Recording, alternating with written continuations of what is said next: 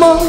cần ngài đi lại phèn tụm lâu dần lòng ngài và là cho mi và bằng lại mi cần xin lâu mơ dây hoa câu an len là va đẹp chỉ dù bằng thân phang em dần lâm thô rồi đã loa cần mi phân dụng là gì đã khao là về về hoàng biệt bar ngay vào mà nó mi thế này này kế bao tình giúp ta xin đã khao là hầu van mơ cần ngài đi lại phèn tụm lâu dần lòng ngài và nó cho mi và bằng lại mi cần xin lâu mơ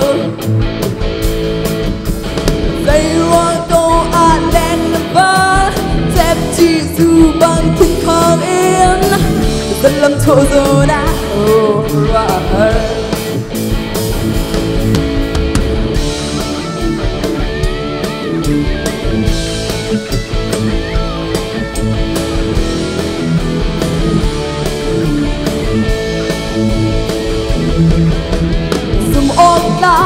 vô cốc ngưng nghề lại vì cần suy cần tì liều hoạn tu thân ba đi đủ kiếp xin na ba bố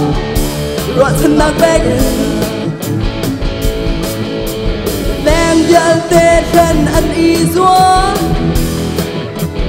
đi chít ra dâu nên chia ô nên ta còn sang là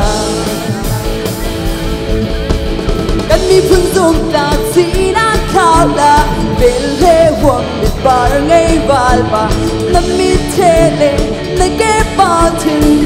giúp ta xin đã khao là hầu vang mơ cần ngài đi lại phèn tụm lâu dần lòng ngài và nó cho mi và bằng lại mi cần xin lâu mơ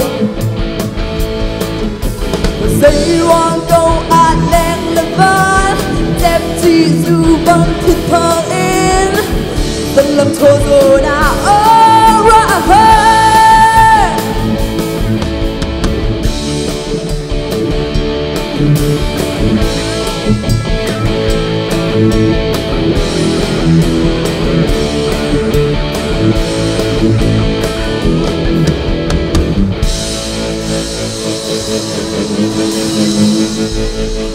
thời gian nào đặc biệt chân tình hả lẽ và ta cho mừng chào